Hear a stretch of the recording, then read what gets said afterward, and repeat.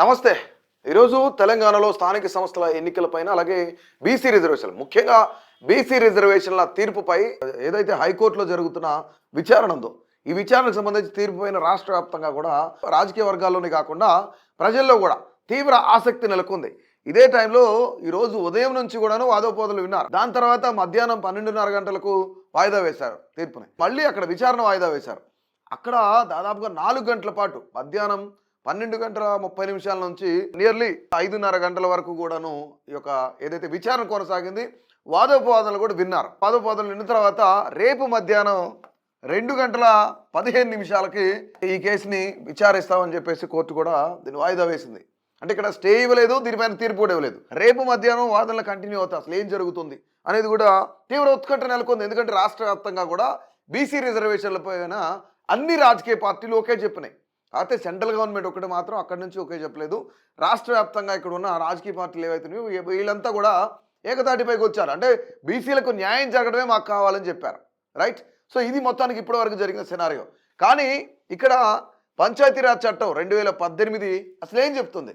2018లో ఏమేమి సబ్ క్లాసులు ఉన్నాయి, ఏమేమి క్లాసులు ఉన్నాయి, ఇవన్నీ అసలు ఏం చెప్తున్నాయి అనేది మనం ఒకసారి చూస్తే 285A ప్రకారం ఇక్కడ భారతదేశ సుప్రీంకోర్టు తీర్పులను అనుసరించి స్థానిక స్వపరిపాలన సందర్భాల్లో అంటే ఎస్సీలకు సంబంధించి ఎస్టీలకు సంబంధించి ఓబీసీలకు అనుకూలంగా 50% రిజర్వేషన్లు మించకూడదు అనేది ఈ చట్టం చెప్తుంది.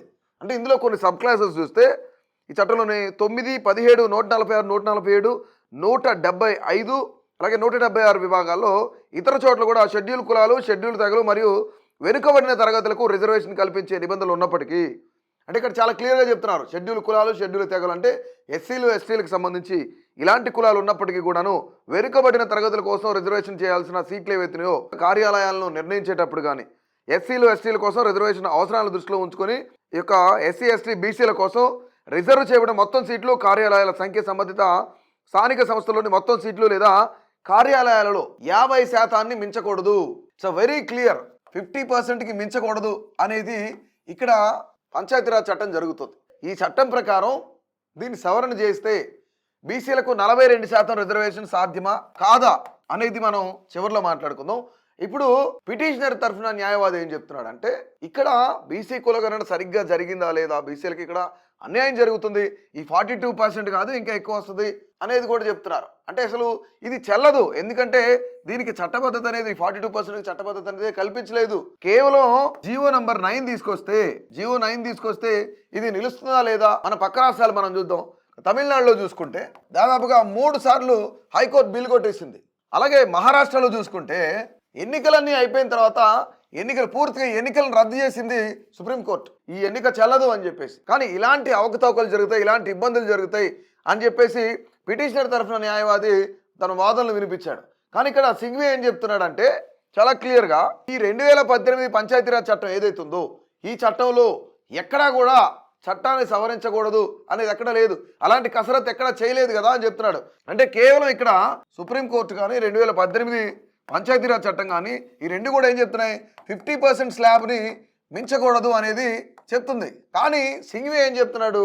ప్రభుత్వ తరఫున న్యాయవాది, ఆయన సుప్రీంకోర్టు న్యాయవాది, ఆయన ఏం చెప్తున్నారంటే భారత రాజ్యాంగంలో ఎక్కడా కూడా వీటిని సవరణ చేయకూడదు అని రూల్ లేదు కదా. రాజ్యాంగం ప్రకారం సవరణ చేయొచ్చు అంటే చేయలేదని ఎక్కడ రాయలేదు, అట్లని చేయమని కూడా ఎక్కడ రాయలేదు కదా. సుప్రీంకోర్టు చెప్తుంది ఏంటి? 50% స్లాబ్ పెంచకూడదు. 2018 పంచాయతీరాజ్ చట్టం కూడా అదే చెప్తుంది. కానీ ఇక్కడ 2018 పంచాయతీరాజ్ చట్టంలో దీనిని అనుసరించి 42% రిజర్వేషన్ కన్ఫామ్గా అవుతుందా లేదా అనేది ఒకసారి మనం క్లియర్గా ఆలోచిస్తే ఖచ్చితంగా చేయొచ్చు. ఎలా చేయొచ్చు అంటే ఇక్కడ ప్రభుత్వం ఫస్ట్ ఏం చేయాలి? ఒక బీసీ కమిషన్ ఏర్పాటు చేయాలి. బీసీ కమిషన్ ఏర్పాటు చేసి ఇక్కడ దీని ద్వారా కులగణన జరపాలి.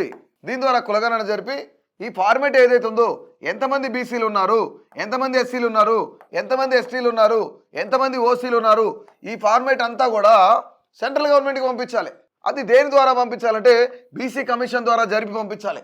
కానీ కొంతమంది ఎమ్యూనరేటర్లు పెట్టి వాళ్ళ ద్వారానే ఈ డేటా సేకరించి ర్యాండమ్గా 97% రాష్ట్రంలో అయిపోయింది, కులగణన అయిపోయింది, దీంట్లో బీసీలు ఇంతమంది ఉన్నారు, బీసీలు 56.36% ఉన్నారని చెప్తున్నారు. ఎవరి ద్వారా జరిపించారు? ఎమ్యూనరేటర్లు ఎవరైతే ఉన్నారో వాళ్ళ ద్వారా ఈ యొక్క కులగణన చేశారని చెప్తున్నారు.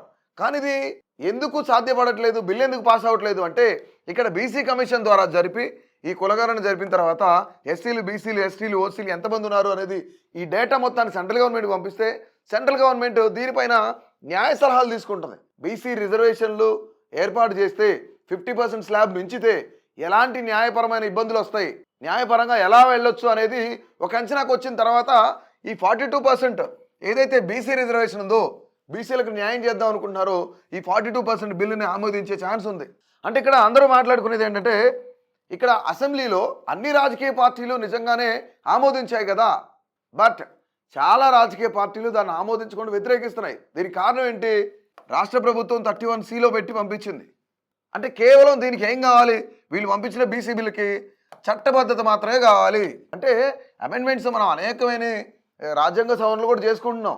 ఇప్పుడు 2018 పంచాయతీరాజ్ చట్టం అయితే దాన్ని కూడా సవరణ చేయొచ్చు. ఎలాగా? దీనికి చట్టబద్ధత కల్పించడం వల్ల కాదు. ఎప్పుడైతే ఈ బిల్లును షెడ్యూల్ 9లో పెడతారో అప్పుడు బీసీ రిజర్వేషన్ అనేది సాధ్యమవుతుంది. మన పక్క రాష్ట్రమైన తమిళనాడు చూస్తే తమిళనాడులో దాదాపుగా 69% రిజర్వేషన్ ఉంది. అంటే వీళ్ళు కొట్లాడి దాదాపుగా 3-4 సార్లు కేంద్ర ప్రభుత్వంతో కొట్లాడి దాన్ని 9th షెడ్యూల్లో జాయిన్ చేసుకుని తమిళనాడు రాష్ట్రం వాళ్ళు ఈ రిజర్వేషన్ కల్పించుకున్నారు. అంటే మొదట వీళ్ళు కూడా 3-4 సార్లు బిల్స్ పెట్టుకున్నారు. అక్కడ కోర్టు ఏంటి, ఆ బిల్స్ని కొట్టేసిన తర్వాత వాళ్ళు కేంద్ర ప్రభుత్వంతో కొట్లాడి రిజర్వేషన్ తెచ్చుకున్నారు. ఇప్పుడు వాళ్ళకి 50% ప్లస్ స్లాట్ అమలు అవుతుంది. అదేవిధంగా ఇక్కడ తెలంగాణ ప్రభుత్వం కూడా ఏం చేయాలంటే ఒక బీసీ కమిషన్ ఏర్పాటు చేసి బీసీ కమిషన్ ద్వారా కులగణన జరిపి అంటే 56% ఉన్న 56.36% ఉన్న బీసీలకు కేవలం 42% రిజర్వేషన్ ఏంటి అనేది చాలామంది అడుగుతున్నారు. 50+ ఉండాలి కదా, కేవలం 42% ఏంటి అని అడుగుతున్నారు. అంటే ఇక్కడ ఇంకా రిజర్వేషన్ ఇంకా పెంచే అవకాశం ఉంది, పెంచుకోవచ్చు. కానీ అనేకమైన చట్టాలు, ఎలాంటి చట్టాలు ఏం చెప్తున్నాయి, సుప్రీంకోర్టు ఏం చెప్తుంది అంటే సుప్రీంకోర్టు గైడ్లైన్స్ ఫాలో అవ్వాలి, న్యాయ సలహాలు తీసుకోవాలి. వీటితో పాటు 2018 పంచాయతీరాజ్ చట్టాన్ని సవరణ చేయొచ్చు. అంటే 2018 ఈ చట్టం ఏం చెప్తుంది అంటే 50% స్లాట్ పెంచకూడదు. కానీ సవరణ ఎలా చేయొచ్చు అంటే షెడ్యూల్ 9లో ఈ యొక్క బీసీ బిల్లును ప్రవేశపెడితే, బీసీ కమిషన్ ద్వారా కులగణన చేస్తే డెఫినెట్లీ ఈ యొక్క 42% రిజర్వేషన్కి సంబంధించిన బిల్లు అనేది పాస్ అయ్యే ఛాన్స్ ఉంది. కానీ ఇప్పటికీ కూడా ఇక్కడ తెలంగాణ రాష్ట్ర గవర్నర్ ఆ బిల్లుకి సంబంధించి న్యాయ సలహా కావాలి, న్యాయ సలహాలు తీసుకుంటానని చెప్పేసి ఆ బిల్లును హోల్డ్లో పెట్టడం జరిగింది. దాదాపు ఇప్పటి నుంచి 6 మంత్స్ నుంచి బిల్స్ అన్నీ ఆగిపోయినాయి. దాదాపుగా 3 బిల్లులు, ఆర్డినెన్స్ అన్నీ కూడా ఆగిపోయినాయి. ఇక రాష్ట్ర గవర్నర్ దగ్గరే కాదు, కేంద్ర ప్రభుత్వం దగ్గర కూడాను, రాష్ట్రపతి దగ్గర కూడా ఈ బిల్స్ ఆగిపోయినాయి.